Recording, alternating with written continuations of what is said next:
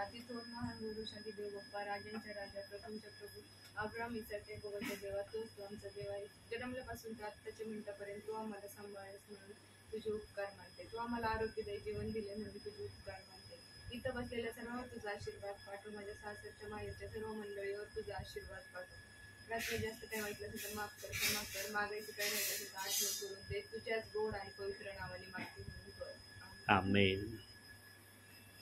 प्रियांनो, बायबलमध्ये देवाला राग येणं सोपं समजता का अवघड समजता तुम्ही? तुमच्या मते काय वाटतं? देवाला राग येणं सोपं आहे का अवघड आहे? सोपं आहे. वचनातून ते नाही. आता प्रार्थनेचा विषय कट. आता संदेशाच्या विषयात आपण आलो. प्रार्थना सुप्रियाताईंनी केली, देवाने ऐकली. प्रार्थना आहे. पण आता संदेश येणार आहे. संदेशामध्ये देवाला राग येणं योग्य आहे का देवाला राग न येणं योग्य आहे? तुमच्या माहितीप्रमाणे बघा. आता उत्पत्ती काढा, 6वा अध्याय काढा. मानवाची दृष्टी. हां, काढलं 6वा अध्याय. त्याचं 6वं वचन वाचा. म्हणून मानव पृथ्वीवर उत्पन्न केल्याचा परमेश्वराला अनुताप झाला आणि त्याचा चित्ताला खेद झाला. कशाला खेद झाला? चित्ताला. त्याच्या चित्ताला खेद झाला की मी मनुष्य कशाला निर्माण केला? मनुष्य निर्माण नसता केला ना तर ते माझ्यासाठी बरं असतं. मनुष्य मी ज्या उद्देशासाठी निर्माण केला होता, मनुष्य त्या उद्देशाच्या पलीकड जे माझ्या मनात नव्हतं, ज्याचा मी मनुष्यासाठी विचार केला नव्हता, त्या गोष्टी मनुष्य माझ्या नावात राहून आज करत आहे. आणि ते करणारे अति भयानक लोक आहेत. त्याच्यामध्ये एकच व्यक्तीचं नाव मी तुम्हाला दाखवतो. 6वाच अध्याय काढलेला आहे ना, उत्पत्ती. 4थं वचन वाचा आता. 6वा अध्याय 4थं वचन. त्या काळी भूतलावर महाकाय होते.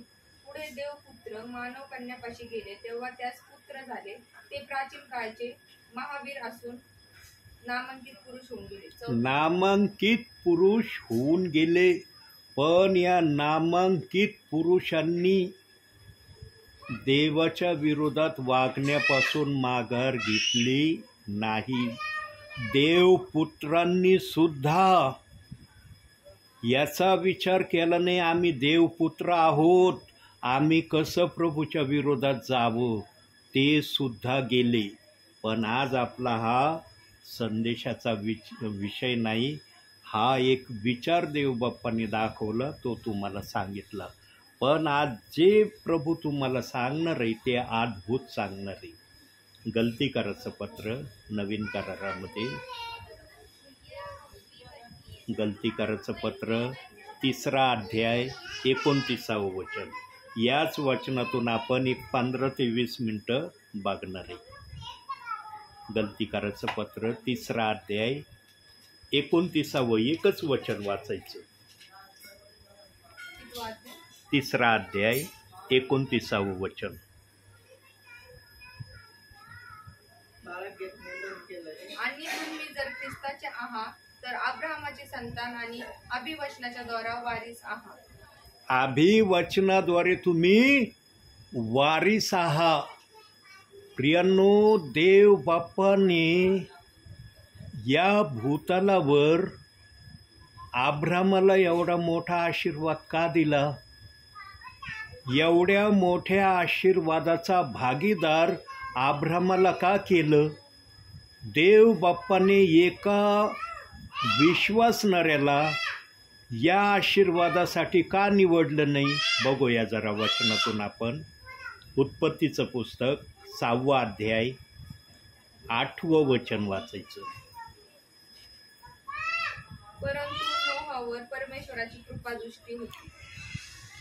परंतु परमेश्वराची कोणावर कृपादृष्टी होती? नोहावर होती. जल प्रलय होण्याच्या अगोदरपासून नोहावर देव बाप्पाची कृपा दृष्टी होती. जल प्रलय झाल्यावर पण त्याच्यावरती कृपादृष्टी होती. मग या नोहाला देव बाप्पाने अखिल पृथ्वीचा राष्ट्राचा पिता का नाही बनवलं? अब्रामालाच पिता बनवण्याचं देव बाप्पाच्या मनात का आलं? नोहाला बाजूला ठेवून अब्रामाची निवड का केली देव बाप्पाने? कारण नोहाने पाया घातला, अब्रामाने इमारत उभी केली. देव बाप जे पण करतो ना ते आपल्या इच्छेने करतो. आणि त्याला जेव्हा वाटतं ना हे मी माझ्या विश्वासणाऱ्यांना सांगावं, तेव्हा तो सेवकांच्या द्वारेच अंतिम समयामध्ये आपल्या प्रजेशी बोलणार आहे. देवाने वचनात जे सांगितलंय त्या वचनाच्या बाहेर देवबाप कधीच कोणतं कार्य करत नाही. बघा आता उत्पत्ती काढे ना, आता 17वा अध्याय काढा, 4थं वचन वाचा. पहा, तुझ्याशी माझा करार हा तू राष्ट्र समूहाचा जनक होणार. तू राष्ट्र समूहाचा जनक होणार म्हणजे सगळ्या देशाचा तू, जेवढे विश्वासणारे आहेत त्याचा तू पिता असणार आहे. का एवढा मोठा आशीर्वाद अब्रामाला दिला देव बाप्पाने? का देव बाप्पाच्या मनात आलं अब्रामाला एवढ्या मोठ्या आशीर्वादाने आशीर्वादित करावं? प्रियांनो, अब्रामाने पण देवासाठी ते केलं जे देवाने सांगितलं. जेव्हा अब्रामाला कॉलिंग आली तेव्हा अब्रामाने सगळं सोडलं, आपली पत्नी साराईला घेऊन निघाला. पण या उभयतांबरोबर त्याचा पुतण्या लोट आणि त्याची बायको पण यायला तयार झाली. अब्रामाने त्यांना पण इन्कार केला नाही. चला म्हटला, तुम्हाला पण माझ्याबरोबर ते सहन करण्याची इच्छा तुमची आहे, तुम्हाला मी निराश करत नाही. आणि अब्रामाची जर पार्श्वभूमी आम्ही पाहिली प्रियांनो, तो सूर्याची पूजा करणारा होता.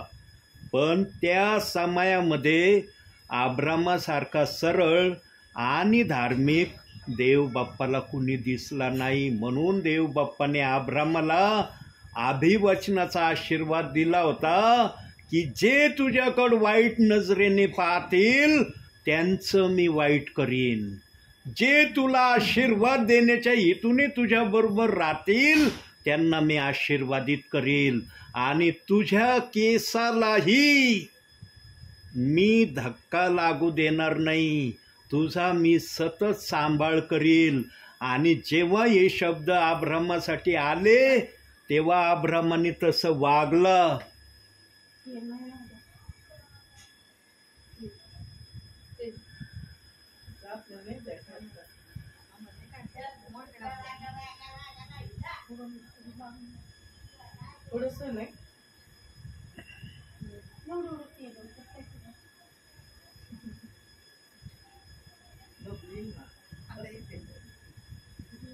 आता येते आणि निघालेले होते हा ना, मग ते काढता पण नाही येणार ना, मोठा डब्बा आहे ना. जरूर लागतो जरूर का? त्याच्यात. हा ते दाबायचं काय दुधा पाण्याकडे या मिळते. प्रियांनो, अब्रामाला जे शब्द देव बाप बोलला त्या शब्दाप्रमाणे अब्रामाने आपल्या जीवनात केलं. तो ऐकून शांत बसला नाही. देवाची जी इच्छा होती ती इच्छा देव बाप्पाची अब्रामाने पूर्ण केली. म्हणून त्याला राष्ट्राचा जनक पिता देवाने बनवलं. पण हा बहुमान नोहाला देव बाप्पाने दिला नाही, कारण नोहाशी देव बाप्पाने एक करार केला होता. काय करार केला होता? की जो जलप्रलय मी या पृथ्वीवर आणला तो जलप्रलय पुन्हा येणार नाही आणि त्या समयातले सगळे कीटक, प्राणी, जनावरं यात अलग मनुष्याला देखील देवबाप्पाने जलप्रलयाच्या पाण्याने वाहून नेलं होतं. फक्त 8 जीव देवबाप्पांनी जिवंत ठेवले आणि जेवढे प्राणी, कीटक, जनावरं त्याने जहाजामध्ये घेतले होते ते जिवंत राहिले आणि त्याद्वारे नोहाने प्रजा वाढवली आणि त्या प्रजेमधून हा अब्राम देवासाठी देवबाप्पांनी निवडला. म्हणून अब्रामाला राष्ट्राचा जनक बनवणं देवबाप्पाला मान्य झालं का?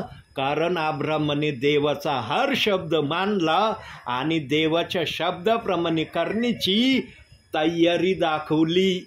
आज वर्तमान काळामध्ये आम्ही आहेत ना, आम्ही वर्तमान काळामध्ये आज आम्ही देवाचं वचन तर तेच आहे, जे अब्रामाच्या समयात होतं तेच आजच्या समयात आहे.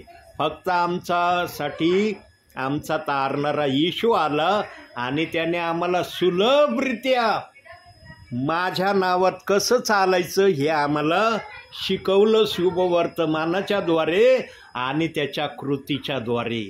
आज आम्ही काय करत आहोत? आम्ही वागत आहोत का येशू ख्रिस्ताने सांगितलेल्या गोष्टीप्रमाणे करत आहोत का? आम्ही देवाला जे आवडतंय ते आमच्या जीवनात? पण आम्ही स्वर्गात जाण्याच्या इच्छेपासून स्वतःला वंचित केलंय का? आज पण सगळ्यांना आशा लागली ना, प्रभू येईल मला घेऊन जाईल. आशा तुमची चांगली आहे, ती आशा वाईट नाही, पण त्या आशेला साधणाऱ्या गोष्टी, त्या आशेप्रमाणे वागण्याच्या गोष्टी आज किती विश्वासणारे प्रभूच्या आत्म्याने करत आहे. आज तर राजरोसपणे बायबलच्या एका वचनाला काही विश्वासणारे काही सेवक खुलेआम बघत नाही कोणता एरिया आहे, कुठं मी उभा आहे, कोणाच्या समवेत मी बोलत आहे. हे वचन काढलं, रेफरन्स सांगितला, बस त्यांच्या मनाचा समतोल बिघडून जातो आणि नको ते शब्द बोलायला सुरुवात करतात. प्रियांनो, देवाच्या लेकराच्या मुखामध्ये असे शब्द देवासाठी योग्य नाही. देवाचं वचन आहे ते तुम्ही लिहिलं नाही, ते मी लिहिलं नाही, ते पेत्राने पण लिहिलं नाही, ते देवाच्या आत्म्याने लिहिलंय. पण त्या वचनाची सेवा करण्याची संधी पेत्राला दिली, ही पेत्राची धन्यता आहे. पेत्राला पण माहीत नसेल की या वचनाची सेवा देवाचा आत्मा पेंटिकॉस्टच्या दिवशी अग्नीच्या जिभांच्या द्वारे माझ्याकडून करून घेणार आहे. आणि त्याला साक्षीदार 3000 विश्वासणारे ठेवलेत की हे वचन देवाच्या आत्म्यातून आलेलं वचन आहे, हे पेत्राच्या बुद्धीतून आलेलं वचन नाही. पण आजचा विश्वासणारा पेत्राला टार्गेट करतोय, आम्ही पेत्राचं ऐकणार नाही. अरे पेत्र कोण होता? एक अनफड मासे धरणारा, ज्याला लिहिता वाचता येत नाही, त्याला पण माहिती नव्हतं की देव मला सेवेसाठी कॉलिंग करणार आहे. त्या समयातले लोक ऐकणारे लोक होते म्हणून त्यांच्याकडून सेवा झाली. आजच्या समयातले विश्वासणारे बायबलच्या वचनाला दोष लावणारे, काही विश्वासणारे, काही सेवक, सर्वजण नाही याच्यामध्ये. सांगा प्रियांनो, जे बायबलच्या प्रेषितांची कृत्य 2 अध्याय 38व्या वचनाला दोष लावतात, देवाच्या आत्म्याला कसं वाटत असेल? देवाचा आत्मा काय म्हणत असेल? प्रियांनो, भावी जीवनामध्ये आता देव कुठं उतरून आलाय? इथं आलाय ना उतरून. का आलाय? सर्व एरियात. सर्व एरियाचे लोक ऐकतात का वचन? कोण ऐकतंय वचन? वचन तुम्ही ऐकतात ना. मग देवाच्या आत्म्याचा आदेश तुम्हाला आहे. प्रियांनो, देवाचे लेकरं जर आम्ही स्वतःला संबोधितो ना, तर आम्ही देवाच्या लेकरासारखंच देवासमोर असलं पाहिजे, तर त्या देवाच्या पुत्राला वजन आहे. न तर देवाचा पुत्र म्हणायचं आणि देवाच्या विरोधात चालायचं. म्हणता येईल का देवाचे पुत्र आहेत ते? म्हणून उत्पत्तीच्या 6व्या अध्यायामध्ये सगळी भूमी भ्रष्ट झाली होती. त्या भूमीवर कुठंच देवाचं मनासारखं गौरव होत नव्हतं. फक्त नोहा सोडून, नोहाचा परिवार सोडून बाकी सर्वत्र देवाला न आवडणाऱ्या गोष्टी चालल्या होत्या.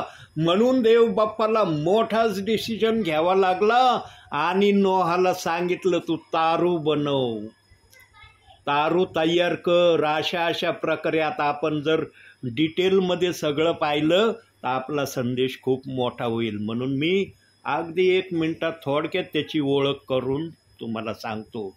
नोहाला देव बाप्पाने आपल्या पद्धतीने तारू तयार करायला सांगितलं, पण हे तारू तयार करण्यासाठी नोहाला 1 दिवस किंवा 1 महिन्याचा वेळ लागला नाही. लक्षात ठेवा, 120 वर्ष नोहा हे तारू तयार करत होता.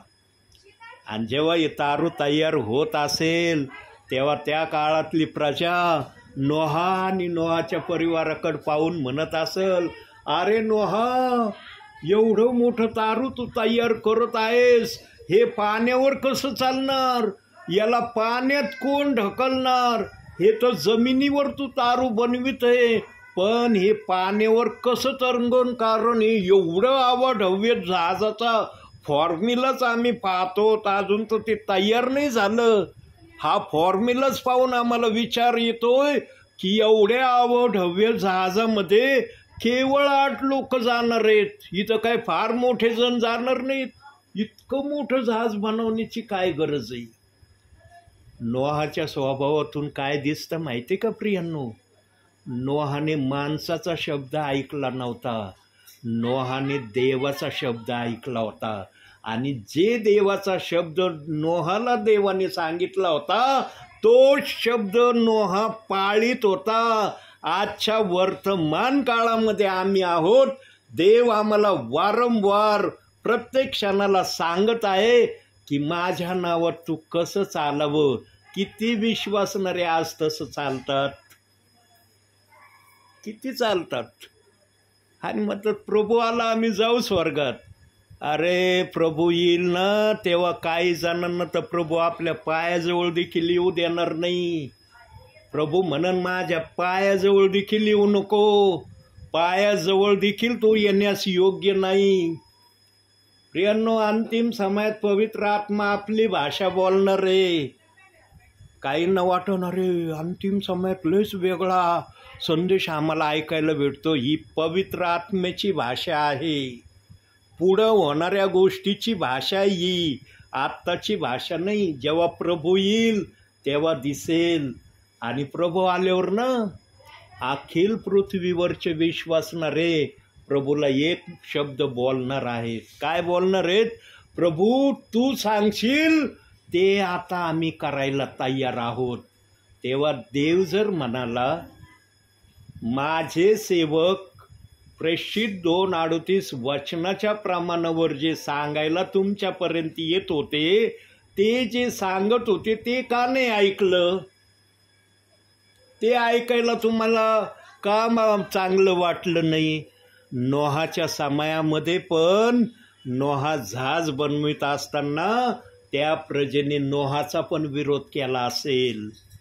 काही पण नोहासाठी शब्द वापरले असतील त्या प्रजेने. आम्ही होतो का ऐकायला? किती प्रजा काय बोलत होती नोहाला? पण एवढं आम्ही बोलू शकतो की ते शब्द त्या प्रजेचे लोक नोहासाठी चांगले बोलत नसतील.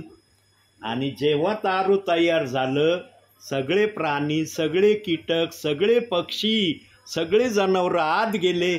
मग नोहाचा परिवार आत गेला. परमेश्वराने बाहेरून दरवाजा बंद केला, आकाश कपाट उघडले आणि जो धोधो पाऊस सुरू झाला जेव्हा कदाचित कमरे एवढं पाणी आलं असेल तेव्हा त्या प्रजेचे लोक जागे व्हायला सुरुवात झाली असेल. अरे कमरेपर्यंत पाणी आलंय, हा पाऊस तर थांबण्याच्या इराद्यावर दिसत नाही, हा तर पाऊस अतिशय धो पडतोय, याचं थांबण्याचं प्रमाणच आम्हाला दिसेना. एवढी तरी बुद्धी त्यांच्या डोक्यात परमेश्वराने ठेवली असेल.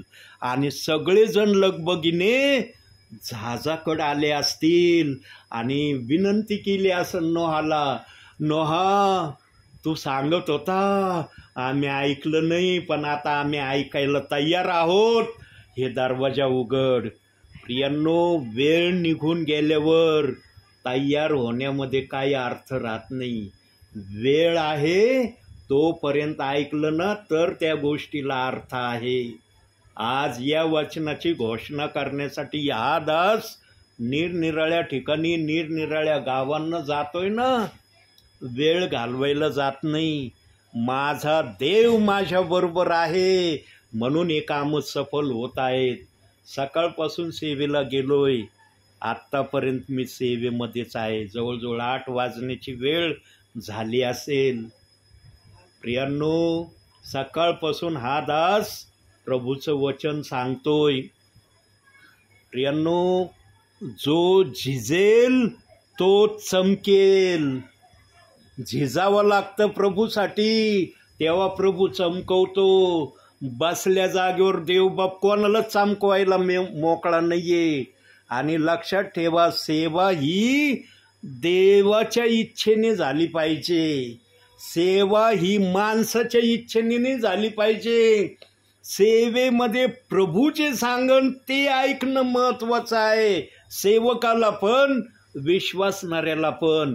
पण काही ठिकाणी माझ्या प्रत्ययास आलंय प्रियांनो की सेवक आपल्या इच्छेने प्रभूला चालवण्याचा प्रयत्न करतात. मी असं करण्याची इच्छा ठेवतो, सगळ्यांनी ते करा. अरे प्रभूला ते मान्य आहे का? प्रभू मान्यता देतो का त्या गोष्टीला? जे तुम्ही निर्णय घेतला, देवाची जर मान्यता असली तर सफल होईल. मान्यता नसली ना तर जीवनाच्या पुस्तकात लिहिलं जातंय, माझं ऐकण्याऐवजी स्वतःच्या इच्छेने सेवा माझ्या नावाने करत होता. सगळ्या गोष्टीचा लेखाजोखा वरती आहे. विश्वासणाऱ्यांचा पण आहे आणि सेवकांचा पण आहे. पण पहिली सुरुवात सेवकाकडून होणार आहे, नंतर विश्वासणाऱ्याकडं. प्रियांनो, जीवनामध्ये कधीच बायबलच्या वाचनाला दोष लावू नका. कुणी जर लावत असले ना, लावू दे त्यांना. ते दोषी होतेत ना, त्याचे भागीदार तुम्ही बनू नका. हा वयोवृद्ध दास जर तुम्हाला सांगत आहे ना प्रभूच्या आत्म्याने, तर हा वयोवृद्ध दास असं विधान, असं वचन तुम्हाला का बोलत आहे याची तपासणी पवित्र शास्त्रातून करा. देवबाप्पाला विनवा, देवबाप्पा मला दाखव, तुझा दास आम्हाला म्हणला बायबलच्या कोणत्याही वचनाचा विरोध करू नका. आम्ही तर प्रेषितांची कृत्ये 2 अध्याय 38 वचनाच्या विषयी भ्रमामध्ये आहोत. आमचा भ्रम कधी दूर होईल? तू येण्या अगोदर झाला तर अर्थ आहे त्याला, पण तू आल्यावर तूच त्या भ्रमाचं उत्तर आम्हाला देणार आहे. पण त्या वेळेला वेळ गेलेली असणार आहे, आम्हाला आशीर्वाद त्या वेळेला मिळणार नाही. पण आज जर त्या भ्रमातून बाहेर निघण्याचा प्रयत्न केला तर त्या भ्रमातून तुम्हाला आशीर्वाद मिळेल. नको आहेत का ताई आशीर्वाद? सांगा. इथं बसला तुम्ही, सगळे घरातले कामं सोडून दिले, का बसला? देवाचा आशीर्वाद भेटावं म्हणून बसला ना. पण जर एखादा आला असता, म्हणला असता ताई टाईमपाससाठी जरा बसा बरं 1 घंटाभर, तुम्ही 1 मिनिट बसले नसते. बसले असते का? म्हणून बघा काय सांगू राहिले, बाळाची परीक्षा आहे तरी तुम्ही प्रार्थनेला. आता परीक्षेचा विषय आला म्हणून सांगतो. एक परिवार आहे शिंडीला. प्रियांनो, त्या मुलीचं नाव माझ्या लक्षात येईना काय नाव आहे, पण 10वी इयत्तेत होती मागच्या वर्षी. जेव्हा पण मी प्रार्थनेला जायचो ना, असा तो परिवार, सभ्य परिवार आहे. आई वडिलांनी आपल्या मुलींना असं वळण लावलंय की सेवक आले ना त्यांना आदेश आहे, काही काम तुमचं असो सगळं सोडून द्यायचं, लवकरात लवकर प्रार्थनेसाठी बसायचं. प्रियांनो, ती मुलगी, नाव येईना माझ्या लक्षात त्या मुलीचं, 10वी इयत्तेत शिकत होती आणि जवळपास 2 ते 3 वेळेस माझ्या माहितीप्रमाणे मी जेव्हा जेव्हा ते अभ्यास करत होते, परीक्षेच्या काळामधली बात सांगतो, त्यावेळेला जेव्हा पण मी प्रार्थनेला गेलो त्या मुलीने अभ्यास सोडून दिला आणि प्रार्थनेला बायबल घेऊन बसली आणि बायबलचे वचनं खणखणीत आवाजात वाचायची. प्रियांनो, जेव्हा परीक्षेला ती मुलगी गेली ना, देव बाप्पांनी पण त्या मुलीला तो आशीर्वाद दिला ज्या आशीर्वादासाठी त्या मुलीला कदाचित सन्मानित पण करण्यात आला असेल. 93 पॉईंट का किती माझ्या लक्षात येईना, 93 का 96 काहीतरी, 93-96चाच आकडा आहे आणि वर 82 पॉईंट का असे काहीतरी पॉईंट, एवढ्या गुणांनी त्या मुलगी पूर्ण याच्यात फर्स्ट आली. इतके मार्क्स त्या मुलीला मिळाले. आणि जेव्हा त्या मुलीचा रिपोर्ट कार्ड आणि त्या व्हॉट्सअपवरून त्या मुलीने मला पाठवलं व्हॉट्सअपला, तेव्हा मी पाहिलं, इतकं माझं मन प्रसन्न झालं. म्हणलं, देव बाप्पा, त्या मुलीने अभ्यासाला महत्त्व न देता तुझ्या प्रार्थनेला महत्त्व दिलं. काय मुलीला उत्तम मार्कांनी तू पास केलं. प्रियांनो, देवासाठी वेळ देणं साधारण समजू नका. आज या बाळाची परीक्षा आहे उद्या. जेवढं पण या बाळाने पाठांतर केलंय ना, जरी मेमरीमध्ये नसलं ना, काही गोष्टी राहिल्या, देवाचा आत्मा मेमरीमध्ये त्या गोष्टी आठवून देईन. असं करणारा देव आहे. देवासाठी वेळ देणं साधारण समजू नका, कारण देवासाठी 1 सेकंदाचा वेळ दिला ना, त्याची नोंद देव बाप जीवनाच्या पुस्तकात करतो. मला होतं का माहिती ताई की तुमच्या बाळाची परीक्षा आहे म्हणून, पण देवाच्या आत्म्याने तुम्हाला सांगण्यासाठी प्रेरणा दिली. म्हणून हा वेळ आशीर्वादाचा वेळ आहे. अजून 2 मिनटं बोलतो आणि मी लगेच थांबवतो माझं वचन. प्रियांनो, नोहाला त्या आशीर्वादाचं सन्माननीय पात्र देवबाप्पांनी का नाही केलं? कारण नोहाला पायाभरणीची जबाबदारी दिली होती जलप्रलयानंतर. पण जी पायाभरणी नोहाने केली, त्या पायाभरणीची इमारत बांधण्याचं काम अब्रामाला दिलं. म्हणून देव म्हटला, अखिल राष्ट्राचा तू जनक पिता बनशील. आणि बनला का नाही वचनाप्रमाणे? जुन्या करारात तर अब्रामाचं नाव आहेच आहे, पण अब्रामाचं नाव नवीन करारात पण आहे. म्हणून आपलं संदेशाचं वचन काय आलं आज? गलती करायचं पत्र 3रा अध्याय 29वं वचन. प्रियांनो, त्या अब्रामाच्या संतानांनी जर देवाचे वारीस तुम्ही झालात तर वचनाप्रमाणे वागणं योग्य आहे का वचनाच्या विरोधात चालणं योग्य आहे, याचा निर्णय घेणं तुमच्या हातात आहे. आणि हा तोला मोलाचा समय चाललेला आहे. हा तोला मोलाचा समय कोणत्याही समयाला समाप्त होणार आहे. देव बाप कोणालाही सांगणार नाही की या समयाला मी येणार आहे. ज्या समयाला प्रभू येईल त्या समयाला जे प्रियजन प्रार्थना करताना, बायबल वाचन करताना, आज्ञा पालन करताना दिसतील, जे जे प्रियजन या प्रक्रियेमध्ये असतील, अशांना देव बाप्पाचा आत्मा म्हणणारे यांना उचल. का प्रभू दूतासह येणार आहे? लिहिलंय ना बायबलमध्ये, तो दूतासह येणार आहे. एकटा येणार आहे का? आदेश देणारे देव बाप, जा यांना घे, त्यांना घे, त्यांना घे. त्यांना मध्ये तुमचं पण नाव असलं पाहिजे. म्हणून या दासाला प्रभूंनी इथं आणलंय. नाही तर मी इथं वेळ घालवायला टाईमपासला नाही आलो. सकाळपासून सेवा करतोय. मला पण वाटतं अरे थोडीशी विश्रांती मी पण घ्यावी. मी पण थकणारा माणूस आहे. मी काय देव आहे का? पण देवाचा आत्मा जोपर्यंत चालवितोय मी प्रभूची सेवा करतोय.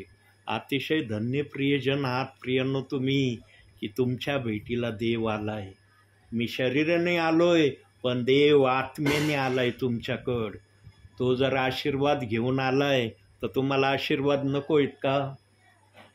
नको आहेत ते आशीर्वाद? म्हणता का नको आम्हाला, सेवक आले त्यांचं काम करते जाते बस आम्ही आहे तसे मजेत आहे, म्हणता येईल तुम्हाला प्रभूच्या आत्म्याच्या समक्षतेत? म्हणून देवबाप फक्त 3 गोष्टीची मागणी करतो. दिवसभरात कमीत कमी 1 अध्याय वाचत जा. इथून मागं वाचला नसेल तर आजपासून खूनगाठ बांधा. आणि जर अध्याय वाचायची आठवण नाही आली ना तर जेवणाला वर्ज्य करा. मग